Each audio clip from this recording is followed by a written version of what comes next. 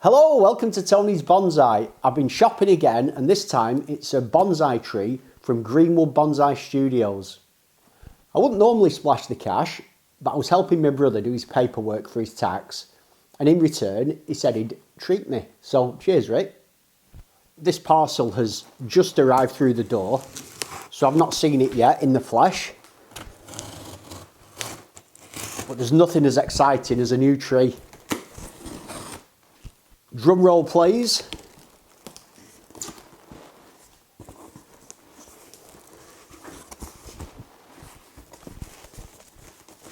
Paperwork.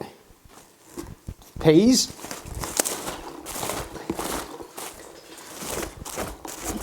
Get rid of them.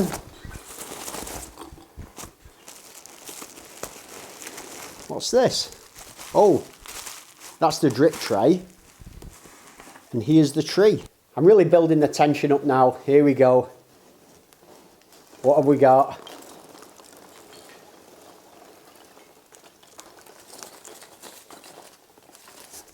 Ta-da! Chinese elm. While I'm just removing the packaging from this tree, I'll talk a little bit about Chinese elms.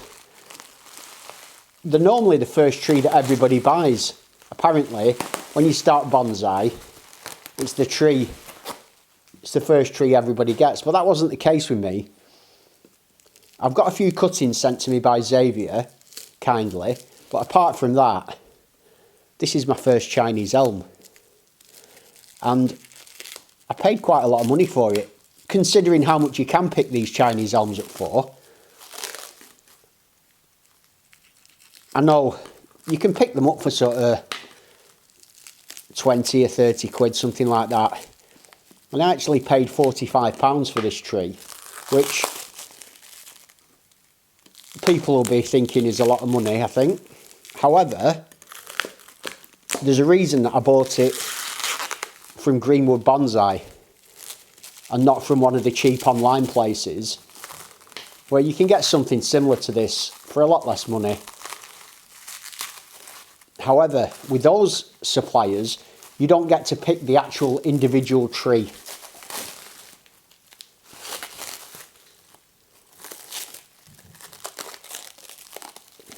The websites just say, this is a tree and you get an equivalent tree. Whereas with Greenwood, you get to pick the exact tree that you want to buy. And I picked this one for a very specific reason. One of the reasons I've never bought a Chinese elm is I do not like this style of tree. I don't like the design. I think it looks weird. I've always thought that, and so I've never been interested in having one. Until that is, I watched the video by Candice last week.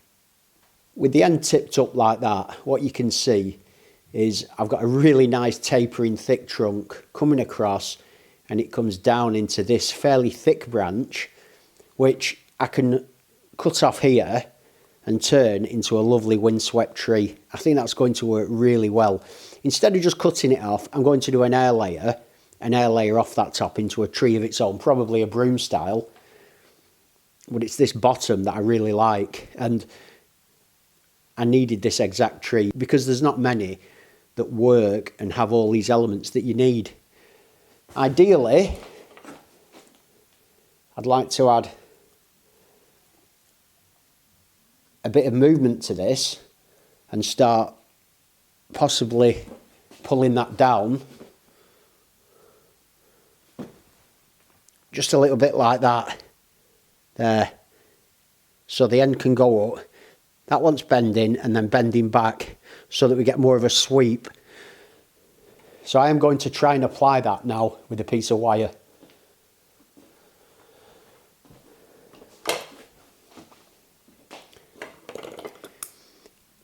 In order to apply the wire, there's a few little stubs and branches and things that need to be removed just to give me access.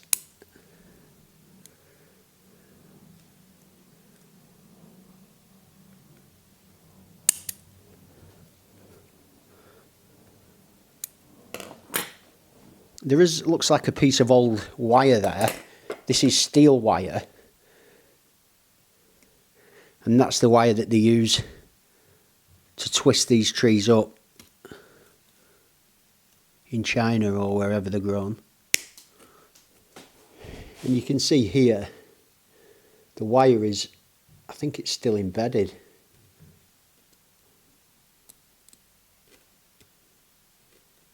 And I want to get that out, definitely. There, I managed to get, there it is, got one end of it, and that's now been removed. So I'm glad to have that out. I'm going to start off by wrapping that nice and tightly around the trunk there. That gives me a really good hold.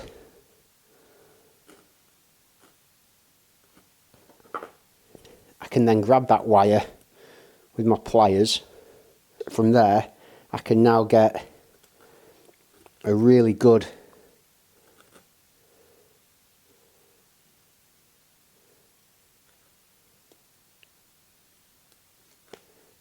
tight hold of this fairly thick wire, but I do want this to be thick because I need to support that branch.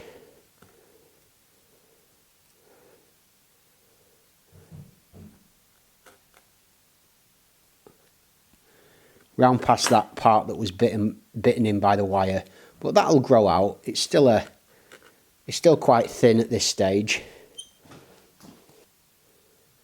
No branches damaged, and a nice thick piece of wire applied. And I did need it like that thick wire, because now I need to apply this movement. I am a bit nervous about this. I'm normally fine bending trees, but I've paid a bit of money for this. Well, my brother has.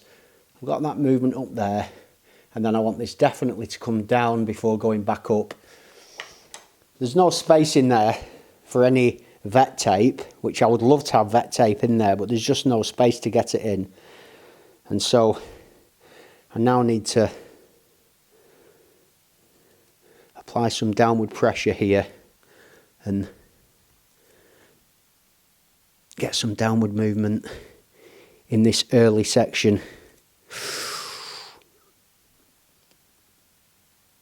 There. Right, we've got some movement coming down. I like that. Could I have a little more? Don't push it, Tony, don't push your luck. But I won't be coming back and bending this again, so this is my one opportunity to... There we go, yep. Just got that extra bit of movement then. And now I want to lift this whole front section upwards to get that down up, so it's got the real flowing line that I want. So this can now very slowly, there we go. I heard a little crack then, but it was just a leaf popping off. My heart went a little bit when I heard that, but that was fine. So if I can now just increase that bend that I just applied up there like that. I've got this coming up, that coming down, and then if I can exaggerate that a bit now by just bending this more and then taking that down one last time, that should pretty much be it done. Up, that goes up, got that nice bend up. Now just take this section back down.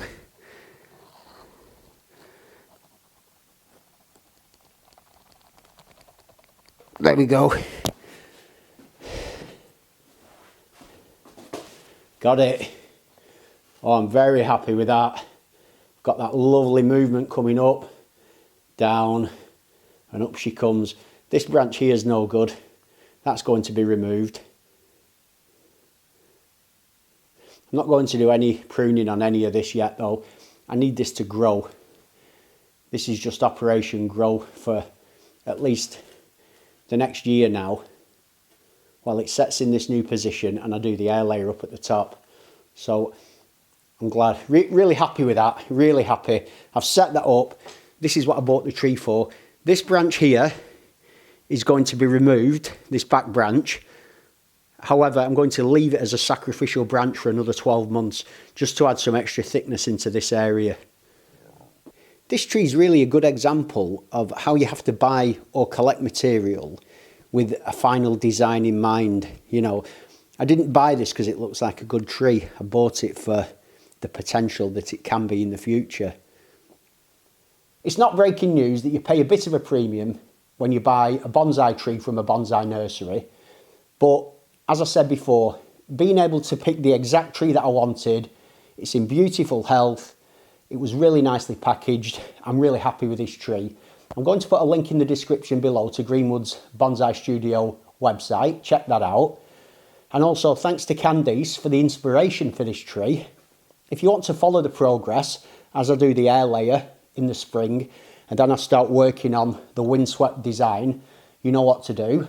Other than that, thanks for joining me. Have a great day. I'll see you soon. And here are a couple of links to Corinne's channel and Candice's.